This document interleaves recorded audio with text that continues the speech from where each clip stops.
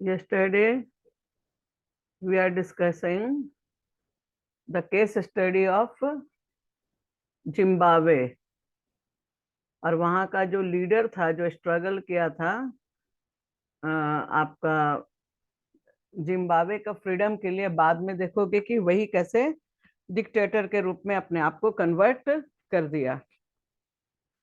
So we have already discussed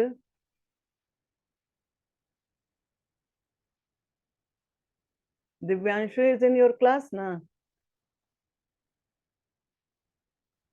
class 9. So Zimbabwe got its independence from white minority rule in which year? In which year? 1980. Under the leadership of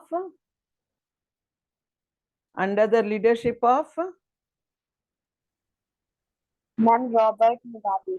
yes, Robert Mugabe के leadership में Zimbabwe जो था 1980 में अपना freedom gain किया था from white minorities. And मतलब उसी के लीडरशिप में है, और जब तक इंडिपेंडेंट नहीं हुआ तब तक वो रॉबर्ट मुगाबे ही कंट्री को रूल कर रहे थे. Elections were held at regular intervals and always won by JANU PF.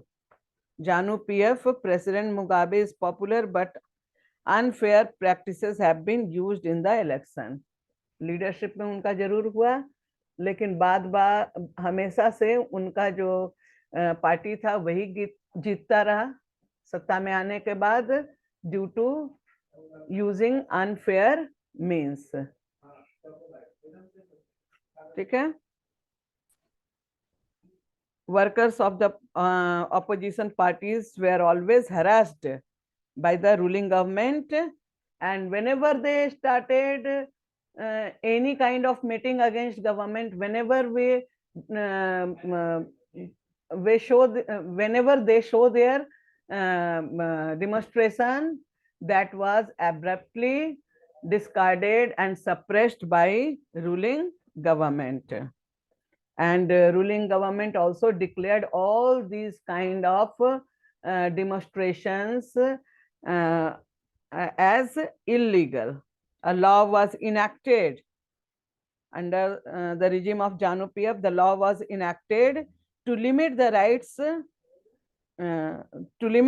to criticize the president. ऐसा स्थिति हो गया था कि जो लीडर था वही अब ऐसा गवर्नमेंट बनाया था जिसमें कि किसी को भी फ्रीडम नहीं था कि वो रूलिंग गवर्नमेंट के खिलाफ कुछ बोल सकें और अपने राइट्स के लिए लड़ सकें. ऐसा कानून भी बन गया था उनके पार्लियामेंट में, जिससे कि ऐसा भी कानून बन गया था जिससे कि अगर कोई भी प्रेसिडेंट के खिलाफ बोलता तो उसे क्या माना जाता, उसकी बात को इलीगल घोषित किया गया था. और जो जनरल कॉमन पीपल के पावर को काफी लिमिटेड कर दिया गया था, उनके राइट्स को काफी लिमिटेड कर दिया गया था. रेडियो टेलीविजन सभी बैन हो गए थे, and that all are under the control of government. ठीक है. And thus they give only the ruling party's version. जो रूलिंग पार्टी बोलता वही सही होता, जो वो कानून बनाता वही सही होता. और ये अलग बात थी कि इलेक्शन रेगुलरली हो रहा था, तो election is one of the feature of democracy. लेकिन जैसा जिम्बाब्वे में जिस तरह का इलेक्शन था, that does not represent the rights of the people. That does not guarantee the rights of the people, whether it act as a suppressor of people's right.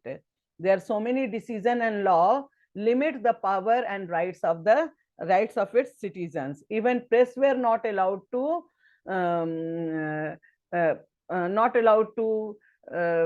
क्या कहते हैं, express the feelings of masses against government. Ban is also imposed on press. So is this condition is a democratic condition? क्या इस तरह का condition को democratic condition कह सकते हैं? नो. डेमोक्रेटिक कंडीशंस कैसा होगा? जिसमें कि कानून का राज हो और सभी के राइट्स को रिस्पेक्ट किया जाए और सभी के राइट्स को प्रोटेक्ट किया जाए। ठीक है। There are independent newspaper, but the journalists who go against the government are harassed by it. Some court judgment that went against the government were too ignored. कुछ वैसा कोर्ट का भी जजमेंट जो कि सरकार के खिलाफ जाती थी, उस तरह के जजमेंट को सरकार मानती ही नहीं थी। कहने के लिए फ्रीडम ऑफ प्रेस था, लेकिन जो उसके जर्नलिस्ट थे, पत्रकार थे, उनको सरकार के खिलाफ अगर कुछ बोलते तो उनको हरासमेंट का शिकार होना पड़ता था, उनको सरकारी मुकदमा को फेस करना पड़ता था। ठीक है। The government has also pressurized judges. He was forced out of office in 2017.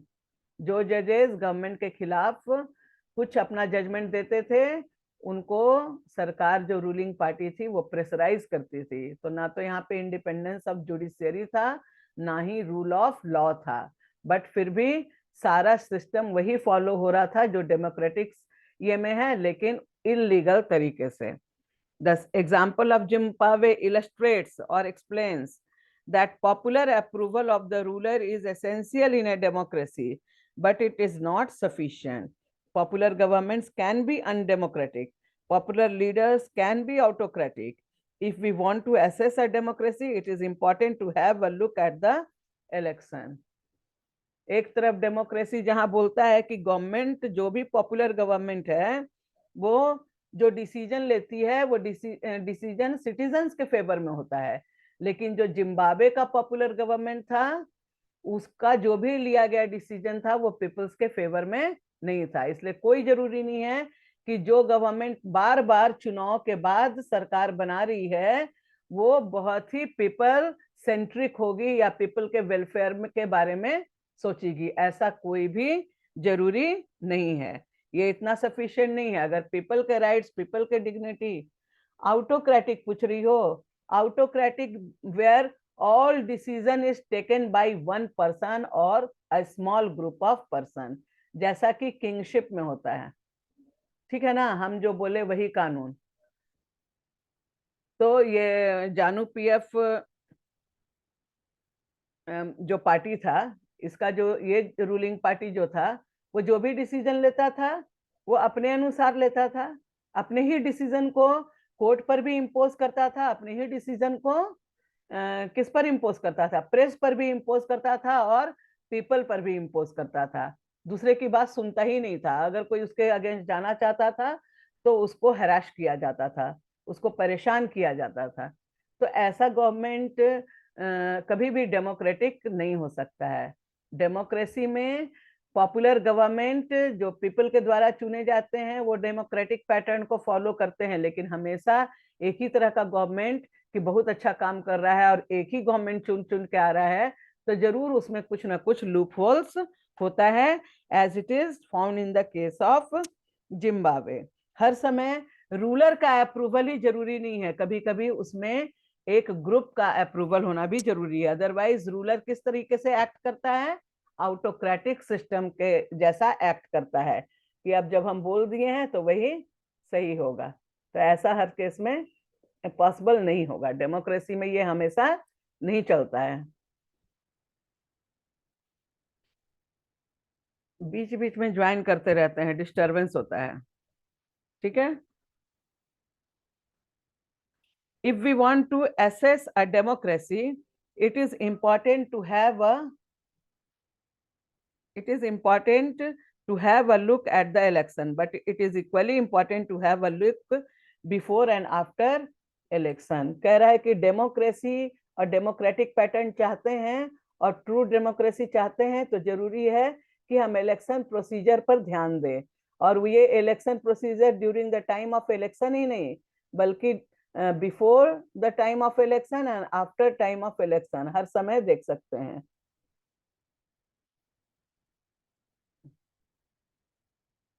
Deepti कुछ पूछना चाह रही है बेटा?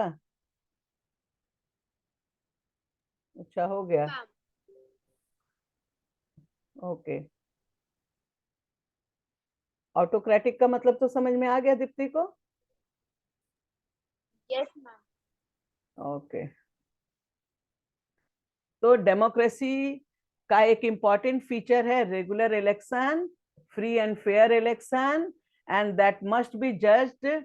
We need to judge the condition of election before election, during the time of election, and after election, so that it can be assured that election is free and fair in nature.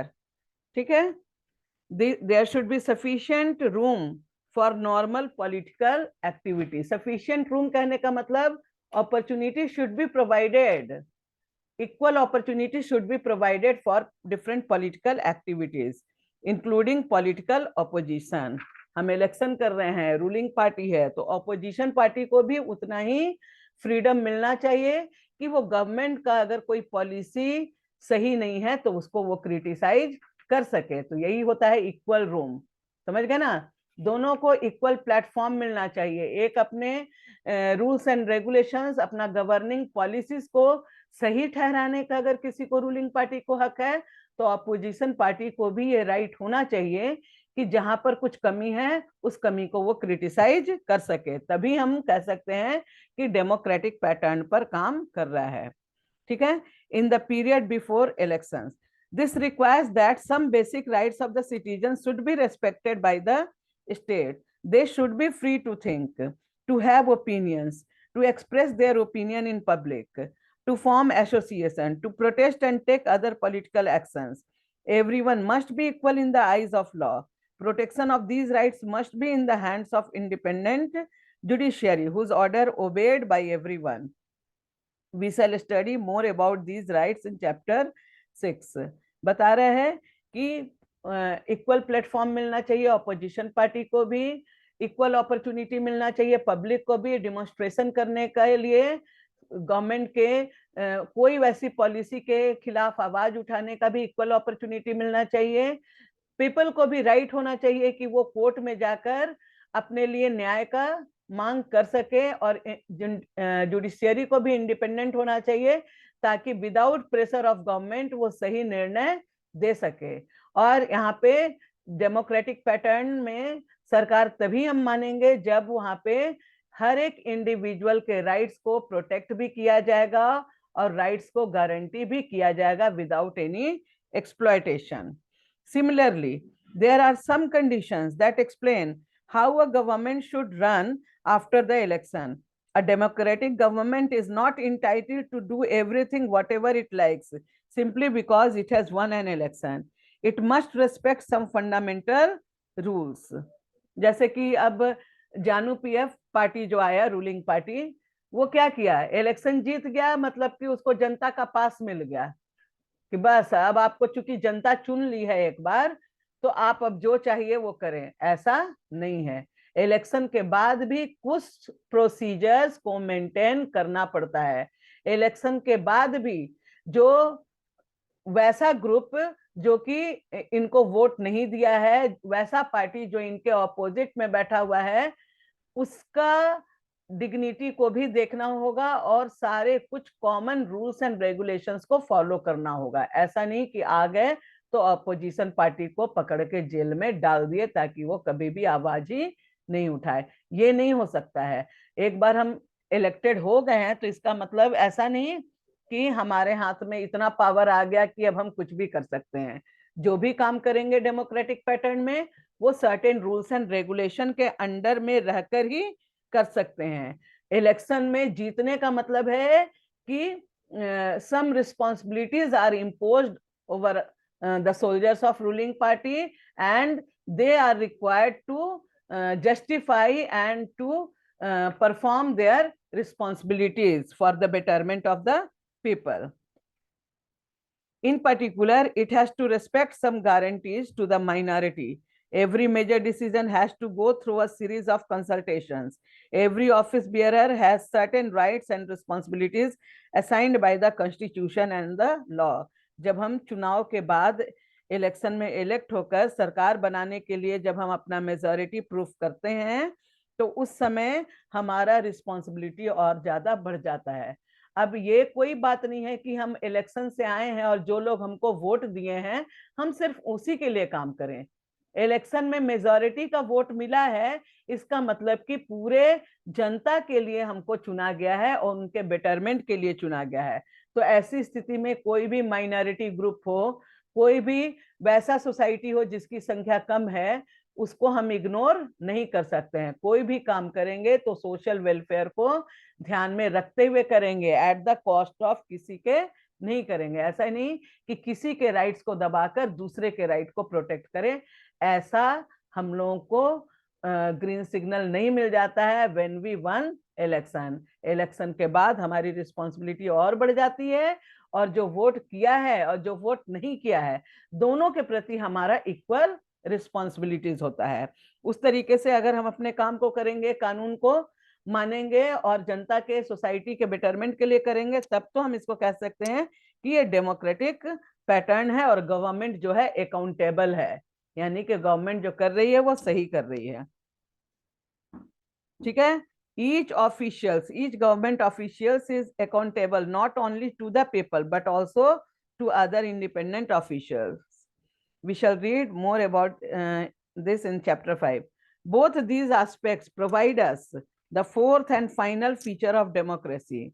A democratic government rules within limits set by constitutional law and citizens' right. Unlike the government of JANU-PF, democratic government rules their citizens within their limited power, and these powers were guaranteed under constitutional designs. No any organization, no any governing body is no any government body can do any other things other than their constitutional designs. उनको अपने संविधान के प्रावधान के तहत ही काम करना होता है। संवैधानिक प्रावधान जो भी है, कॉन्स्टिट्यूशनल डिजाइन जो भी है, और उसमें जो भी लॉ एंड ऑर्डर है, जो भी सिटीजन्स राइट है, उसी के तहत रहकर उनको अपनी सरकार में काम करना होता है, कॉन्स्टिट्यूशंस को रिस्पेक्ट करते हुए। अपने फ्रीडम के लिए, अपने बेटरमेंट के लिए वो सरकार नहीं बनाए हैं, बल्कि जनता का बेटरमेंट के लिए। तो ये एक और फीचर्स है, democratic governments rules within the limit set by constitutional law and citizens right. This is another feature of democracy. Now let us sum up the discussion so far. We began with a simple definition that democracy is a form of government in which the rulers are elected by the people. We saw that this definition was not sufficient unless we discussed and narrated some of the keywords used in it. Through a series of illustrations, through a series of case studies, we worked out, or we take out 4 important features of democracy as a form of government. Accordingly, democracy is a form of government in which, तो क्या features निकल आया, कैसा government को democratic कहेंगे, जिसमें पहला features इसका क्या है, where all major decisions are taken by rulers which are elected by the people.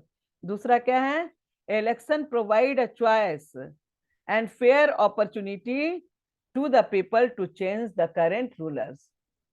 अब कोई सोच रहा है कि इलेक्शन 6 साल पर होता है, 5 साल पर होता है, और एक बार इलेक्ट हो गए तो बस हम फिक्स हो गए 5 साल के लिए, ऐसा भी नहीं है.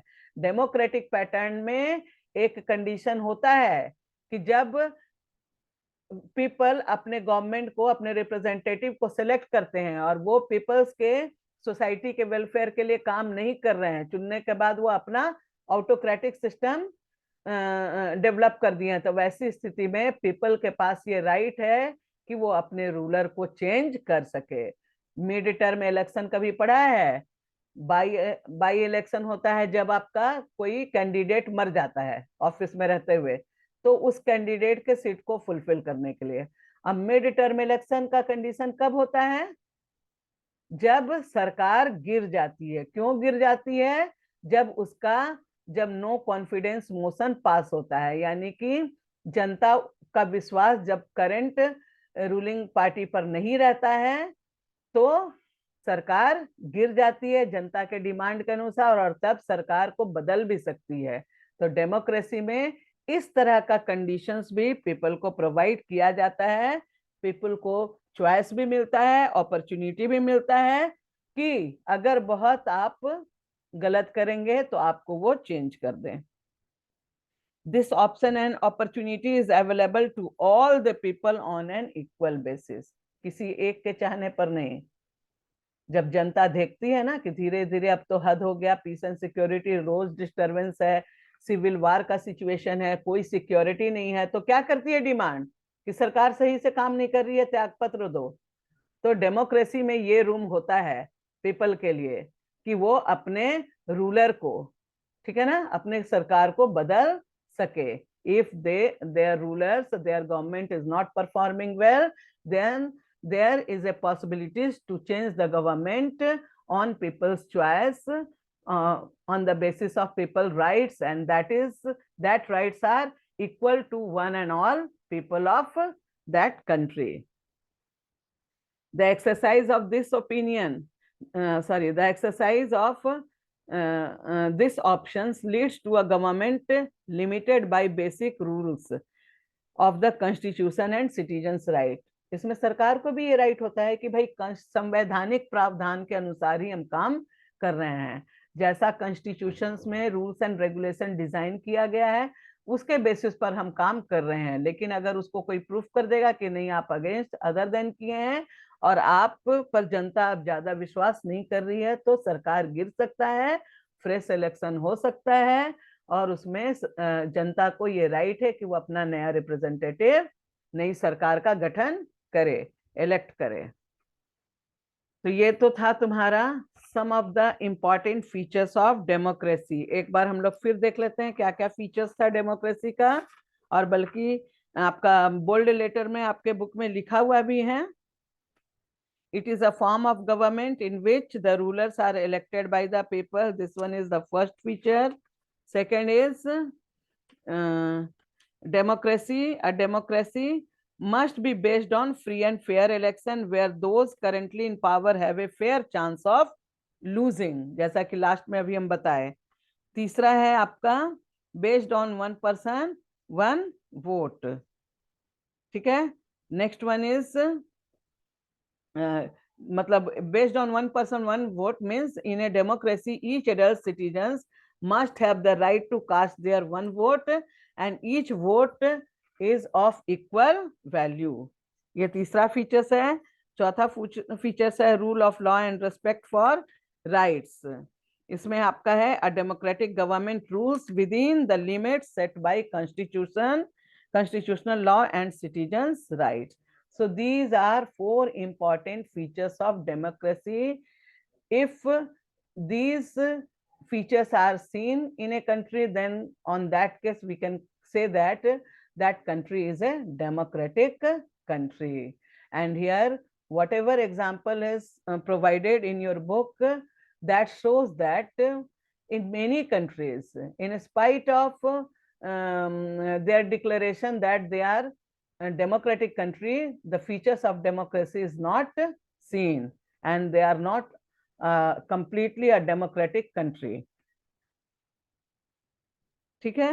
अब है कि चलो डेमोक्रेसी को तो समझ गए, अभी किसी को डेमोक्रेसी का कंसेप्ट या इसमें कोई भी वर्ड में अगर कुछ प्रॉब्लम है और नहीं समझ में आया है तो वो क्वेश्चन पूछ सकता है। पूछ लो जिसको भी कुछ भी पूछना है, क्योंकि इसके बाद हम लोग पढ़ेंगे Y democracy. What is democracy हो गया, वाई डेमोक्रेसी। अब डेमोक्रेसी ही क्यों, कोई और रूल एंड रेगुलेशन क्यों नहीं, उसके बारे में डिस्कशन करेंगे। क्यों हमारा चॉइस डेमोक्रेसी ही है, इस पर थोड़ा डिस्कशन होगा क्लास में, क्लासरूम सिचुएशन में। An argument erupted in Madam Lingdo class. She had finished teaching the previous section on explaining the meaning of democracy and asked the student if they thought democracy was the best form of government. Everyone had something to say. हम लोग तो पूछते हैं तो तुम लोग कुछ नहीं बोलती हो। देखो केस स्टडी ही ऐसा दिया हुआ है। अगर आपको डेमोक्रेसी सही में समझ में आ गया है तो सब अपना अपना व्यू इसमें रख सकते हैं। तो देखते हैं कि क्लासरूम में क्या क्या व्यू है। Debating merits of democracy. Yolanda, we live in a democratic country. We have read in the last chapter that people throughout the world want democracy. Countries that were not democratic earlier are now becoming democratic. All greater people have said beautiful things about democracy. Is it not it obvious that democracy is the best? Do we require to debate this? जवाब मिल रहा है Tankini, but Lindholm madam had told us that we should not accept something just because it is famous. इनकी madam का क्या कहना है? Democracy बहुत अच्छा फीचर्स है, लेकिन डेमोक्रेसी में ये फीचर्स है और ये फीचर इसका पॉपुलर है, बस इसी नाम से हमको एक्सेप्ट नहीं करना चाहिए, कम से कम उसका जांच परख तो होना चाहिए।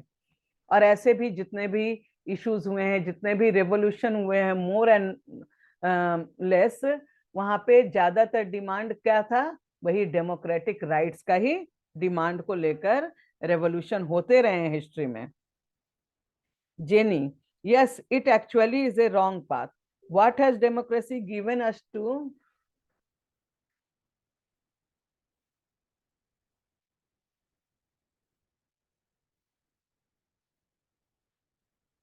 जेनी का कहना है कि ये it actually is a wrong path. What has democracy given us to our country? More than a half century of democracy, and there is so much poverty still exists in the country. खूब rights है, rights के साथ साथ democratic pattern certain duties भी दी है, लेकिन हम लोग हमेशा किसकी बात करते हैं? राइट्स की। तो यहाँ पे तो डेमोक्रेटिक पैटर्न फेल्योर हो गया, तो कैसे हम कहेंगे कि डेमोक्रेसी सबसे अच्छा है? क्लास डिस्कशन में भी पूछे थे कि कौन सऊदी अरेबिया में रहना चाहता है, कौन मैक्सिको में जाके रहना चाहता है, कौन कहीं और रहना चाहता है? बताए थे ना सबको। कौन पाकिस्तान में जाके रहना चाहता है, कोई कौन नॉर्थ कोरिया किंग जोन का कंट्री में जाके रहना चाहता है आर्मी रूल में। सबका चॉइस था इंडिया, लेकिन इंडिया में रहने का अगर आपका चॉइस है तो क्या है?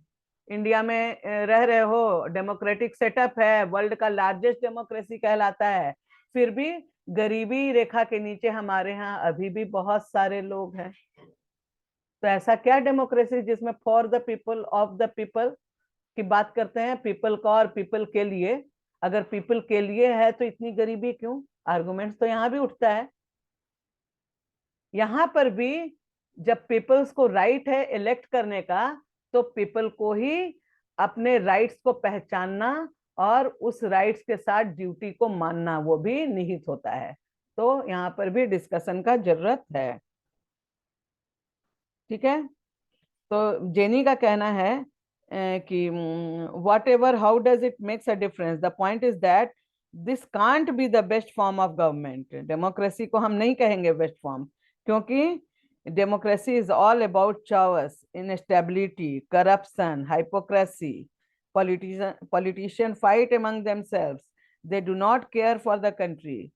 देख रही है जेनी, करंट एक्सपीरियंस से वो बोल रही है कि इतना ही बेस्ट फॉर्म ऑफ गवर्नमेंट है, तो वैसा दिखने में तो नहीं है।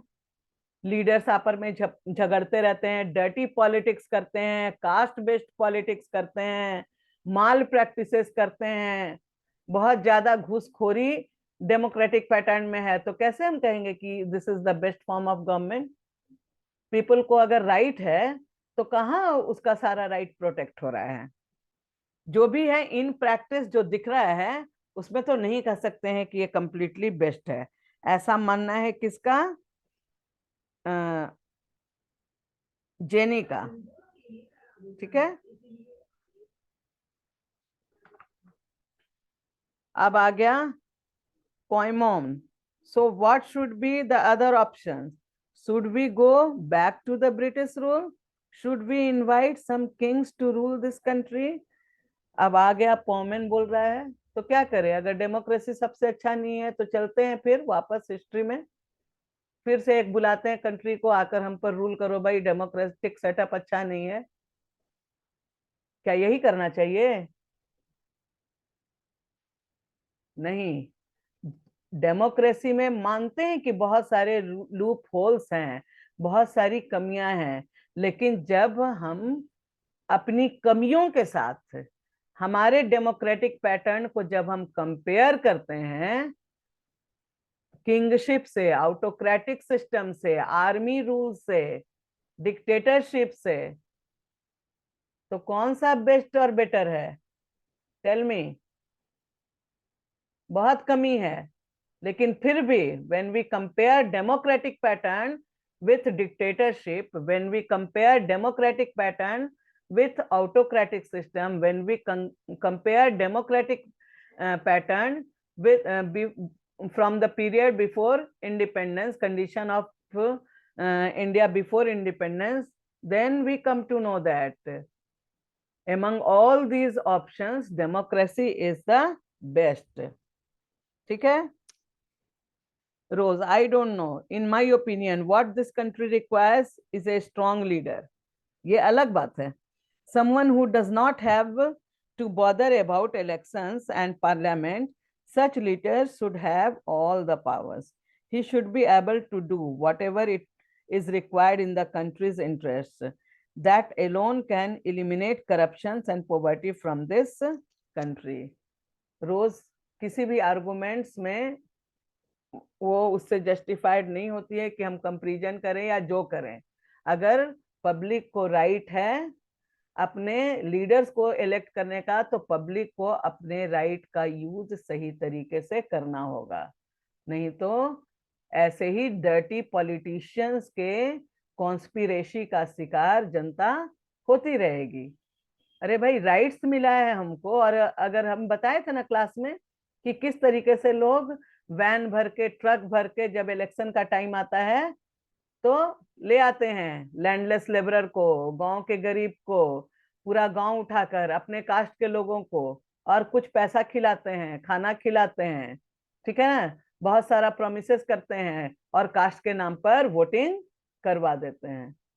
तो ये कौन? पब्लिक अपने राइट को सही तरीके से समझी. अगर डेमोक्रेसी फेलियर हो रहा है तो उसके पीछे भी पब्लिक का ही हाथ है. We people are not aware about our rights. We people are not aware to perform our responsibilities and duties correctly. हम ही लोग डर्टी पॉलिटिशियन के क्लचेस में आ जा रहे हैं. तो अगर डेमोक्रेटिक पैटर्न आया है तो ये हम पर डिपेंड करता है कि हम कितने अच्छे तरीके से अपने राइट्स और ड्यूटीज को परफॉर्म करें. कैसे हमारा ड्यूटी होता है कि हम अपने लिए स्ट्रॉन्ग लीडर्स सेलेक्ट करें, और तब जो डेमोक्रेटिक पैटर्न पर काम हो रहा है उसको सपोर्ट करें. Someone shouted, that is called dictatorship. अगर स्ट्रॉन्ग लीडर है, बहुत ये कर रहा है और आपको ये बात माननी होगी, ऐसा कर रहा है, तो कहाँ डेमोक्रेसी है? डिक्टेटरशिप है. लेकिन डेमोक्रेसी को मेंटेन करने के लिए भी वैसा स्ट्रॉन्ग लीडरशिप होना जरूरी है. What will happen if the person begins using all this power for himself and his family? What if he is corrupt himself? एक का क्वेश्चन है कि अगर मान लो किसी को हम लोग सेलेक्ट किए, इलेक्ट किए, और पावर में आने के बाद वो सिर्फ अपने और अपने फैमिली के वेलफेयर को देखते ही काम करे, परिवारवाद शुरू कर दे. जैसा कि अभी कभी कभी न्यूज देखते होगे तो सुनते होगे, ठीक है. परिवारवाद का एग्जाम्पल अभी का करंट पॉलिटिक्स में भी मिलेगा. अभी तो कांग्रेस बिल्कुल खत्म हो गया है, वो उसका विनाश के पीछे भी परिवारवाद एक कारण था. समाजवादी पार्टी आपका यूपी से उखड़ रही है, कारण क्या है? कि वहां भी परिवारवाद का सिस्टम आ गया. तो ऐसी स्थिति में पीपल के पास राइट होता है कि वो इसको ज्यादा पनपने न दे और अपने लिए उस पॉलिटिकल ग्रुप में से ही स्ट्रॉन्ग लीडरशिप को सेलेक्ट करे, ताकि वो सही तरीके से रूल और डेमोक्रेटिक पैटर्न को फॉलो करे. ठीक है. Rose, I am not speaking about a dishonest and corrupt leader. I am speaking only of the honest, sincere and strong leader. But that is not fair. You are making a comparison between real democracy and ideal dictatorship. We should compare an ideal with an ideal, the real with the real. Go and check the record of dictators in real life. They are not only most corrupt and selfish, but also brutal. It is just that we don't get to know about this. And what is worse, you can't even get rid of them. Madam Lingdo was listening. सभी का discussion को सुन रही थी ma'am उनकी. Very carefully to this discussion with interest. Now she interfered. I was delighted to watch you all arguing so patiently.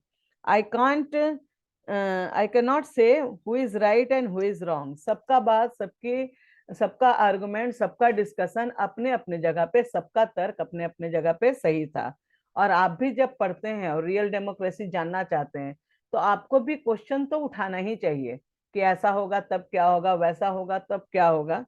वो होना जरूरी है ताकि हम सही तरीके से अंडरस्टैंड कर सकें. मैडम भी खुश थी इनके डिस्कशन से. That is for you to decide, but I did feel that you all were eager to speak